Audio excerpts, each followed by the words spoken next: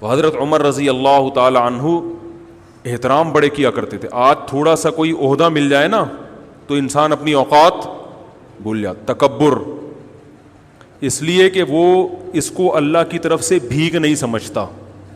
جس کو کوئی چیز بھیک میں ملی ہوتی ہے تو وہ کبھی بھی اتراتا نہیں ہے.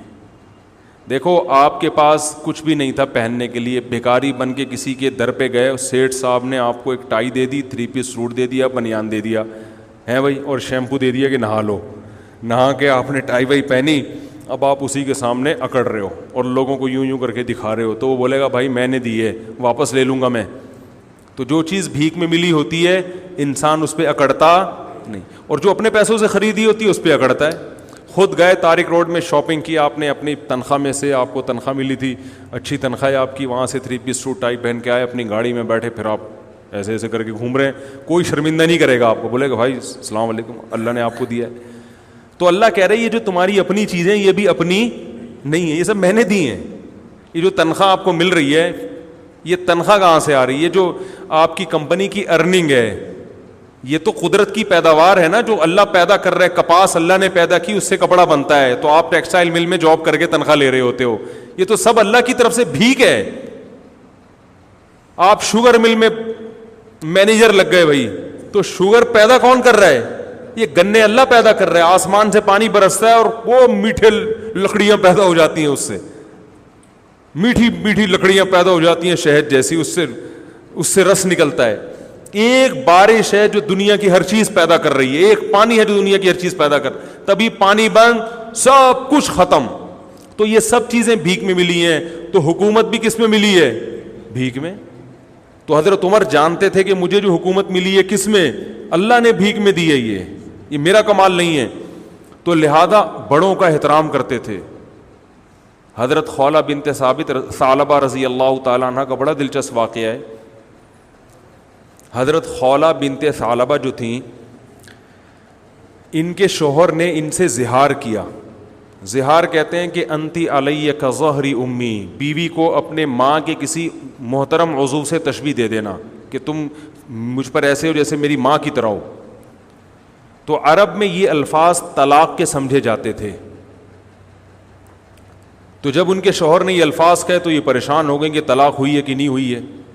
نبی صلی اللہ علیہ وسلم کے پاس آئیں, فتح مکہ کے بعد کا واقعہ یہ. عرض کیا یا رسول اللہ, کیا میں اپنے شوہر پہ حرام ہو گئی؟ آپ نے فرمایا حرام ہو گئی. وہ بار بار اللہ کی طرف دیکھتی کہ اللہ کوئی صورت پیدا کر دے. چھوٹے چھوٹے بچے بھی تھے, شوہر سے بہت محبت بھی تھی. پھر جاتی, پھر واپس آتی, یا رسول اللہ, جیسے لوگ طلاق دیتے ہیں نا بیوی کو, تو پھر عورتیں بھی آتی ہیں, مرد بھی آتی ہیں, مفتی صاحب 3 دے دی ہیں کچھ. تو ہمارے نبی کیا کہہ رہے تھے کہ طلاق یعنی نکاح ختم, حرام ہو گئی ہو ہمیشہ کے لیے. اس لیے کہ آپ اپنی طرف سے, تو مفتی بھی اپنی طرف سے کچھ نہیں بتا سکتا. جب بار بار آئیں اور آسمان کی طرف دیکھتی تو اللہ نے آسمان سے آیتیں نازل کی. قد سمع اللہ, 28ویں پارے کا پہلی آیت, قد سمع اللہ قول التی تجادلک فی زوجہا, تحقیق سن لی اللہ نے بات اس عورت کی جو اے نبی اپنے شوہر کے بارے میں آپ سے جھگڑا کر رہی تھی. واللہ یسمع تحاورکما, اللہ تمہاری سرگوشیوں کو, باتوں کو سنتا ہے.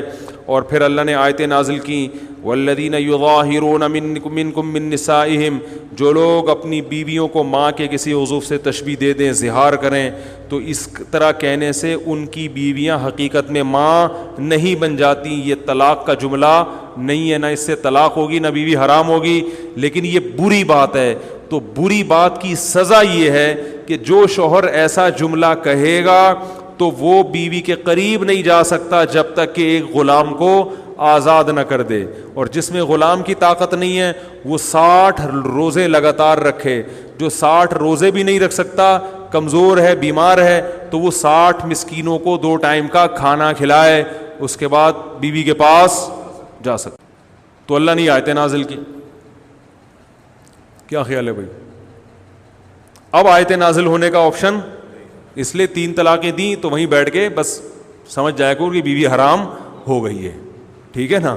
اب آگے مفتی کو تنگ نہیں کہ کوئی گنجائش، پھر ادھر سے آگے فتوے آج کل مارکیٹ میں اویلیبل ہیں. اور میں بتاتا ہوں اہل حدیث علماء کا میں احترام کرتا ہوں، لیکن 3 طلاق کے مسئلے میں ان کی رائے 100% غلط ہے، بالکل قرآن و حدیث سے متصادم، اجماع امت کے خلاف ہے. اس لیے ان کے فتویٰ سے بیوی حلال نہیں ہوگی. خود اہل حدیث کے لیے بھی اس فتوے پر عمل کرنا جائز نہیں ہے. تو رسول اللہ صلی اللہ علیہ وسلم نے ان کو بتایا کہ اللہ نے تمہاری بات سن لی. تو یہ بڑی ایک فضیلت تھی. یہ حضرت عمر کے دور حکومت میں یہ بوڑھی ہو چکی تھیں، خولہ بنت ثعلبہ جو ہے نا، ظاہر ہے وقت گزر گیا تھا، بوڑھی ہو چکی تھیں. ایک دن حضرت عمر جا رہے ہیں تو ان کو پتہ چلا کہ امیر المومنین گزر رہے ہیں. تو یہ بوڑھی ہو گئی تھی، انہوں نے حضرت عمر کو روکا اور ٹھیک ٹھاک سنانا شروع کر دی. تم بادشاہ بنے ہو، تم مسلمانوں کے امیر ہو، تمہیں قوم کا خیال نہیں ہے، تم ایسے کر رہے ہو، تم ایسے، جیسے عادت ہوتی ہے بڑے بزرگوں کی. حضرت عمر سر نیچے کر کے سن رہے ہیں، سنتے جا رہے ہیں، کچھ نہیں کہہ رہے. تو حضرت عمر رضی اللہ تعالیٰ عنہ اتنے بڑے امیر، لوگ کانپتے ہیں ان کے نام سے، اور ایک بوڑھی عورت کھڑے ہو کر ڈانٹ رہی ہے، سمجھا نہیں رہی، ڈانٹ رہی ہے، بولتی جا رہی ہے، چپ ہی نہیں رہی. تو وہ جو حضرت عمر کے خادم تھے نا، انہوں نے کہا قد اکثرتی یا خولا، بہت زیادہ کر دیا آپ نے نصیحت، امیر المومنین ہے، تھوڑا خیال کرو. ٹھیک ہے 2-3 دفعہ ہو گیا، اب یہ آپ تو بولے ہی جا رہی ہو، بولے ہی جا رہی ہو، بولے ہی جا رہی. حضرت عمر نے ان کو خاموش کرا دیا، اپنے خادم کو. فرمایا کہ اگر یہ عشاء کے بعد کا یہ واقعہ ہے، فرمایا اگر یہ عشاء کے بعد سے فجر تک بھی مجھے کہتی رہے گی تو عمر اس کی بات سنتا رہے گا، کیونکہ یہ وہ عورت ہے جس کی بات کو اللہ نے آسمانوں پہ سنا ہے. تو عمر کون ہوتا ہے اس کی بات کو سننے سے انکار کر دے؟ یہ وہ عورت ہے جس کی بات اللہ نے 7ویں آسمان پہ سنی ہے. یہ آئی تھی نا نبی کے پاس گنجائش پیدا کریں، تو قد سمع اللہ، اللہ نے آیتیں نازل کی، اللہ نے سن لی اس عورت کی بات جو اپنے شوہر کے بارے میں آپ سے جھگڑ رہی تھی. تو جس کی بات اللہ 7ویں آسمان پہ عرش پہ بیٹھ کے سن رہا ہو، عمر کیسے کہہ سکتا ہے کہ بس کر میں نہیں سننا چاہتا؟ تو یہ بھی وہی ہے اللہ کا خوف. یہ کہاں سے آیا؟ قرآن سے آیا. کوئی اقوام متحدہ نہیں تھی اس وقت، یہ کوئی بین الاقوامی عدالت نہیں تھی جس کے پاس دنیا کیس لے کے جاتی کہ یہ ہماری بات نہیں سن رہے.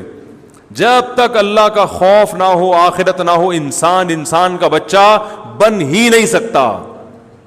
اور دنیا میں ظلم ہوتا رہے گا، اور اپنے اوپر بھی انسان ظلم کرتا رہے گا، اپنے اوپر بھی. دیکھو میں سگریٹ نہیں پیتا الحمدللہ، میں چرس نہیں پیتا، میں ہیروئن نہیں پیتا. یہ کیوں؟ اسلام کی وجہ سے نا. اگر آپ نہیں پی رہے تو کس کی وجہ سے؟ خدا کی قسم ایک دن کے لیے اسلام کو ہٹا دو تو دیکھو یہاں آدھے سے زیادہ لوگ شراب پینا شروع کر دیں گے. اپنی جان پہ ظلم ہے یا نہیں شراب پینا؟ بتاؤ میرے بھائی. حضرت عمر کو پتہ چل گیا کہ میں اگر سوؤں گا اور کوئی بھوکا سو گیا تو میری خیر نہیں ہے، میری خیر. مجھے دنیا میں کوئی نہیں پوچھتا، آخرت میں پوچھا جاؤں گا. میں اگر اس بوڑھی عورت کے سامنے بول پڑا، خولہ بنت ثعلبہ کے سامنے، تو اللہ کہے گا اے عمر اس کی آواز تو میں نے آسمانوں پہ سنی اور جواب دیا ہے، تو مجھ سے بڑا تھوڑی ہو سکتا ہے. تجھے آج 22 لاکھ مربع میل کی حکومت مل گئی، میں نے بٹھایا ہے، تو اب تو ایک بوڑھے کا احترام نہیں کر رہا. یہ خوف ہے جو ان کو سننے پر مجبور کر رہا ہے. تو صرف اسلام، صرف دین ہی نجات کا راستہ ہے میرے بھائی. اور آپ کی زندگی میں سکون اور اطمینان بھی صرف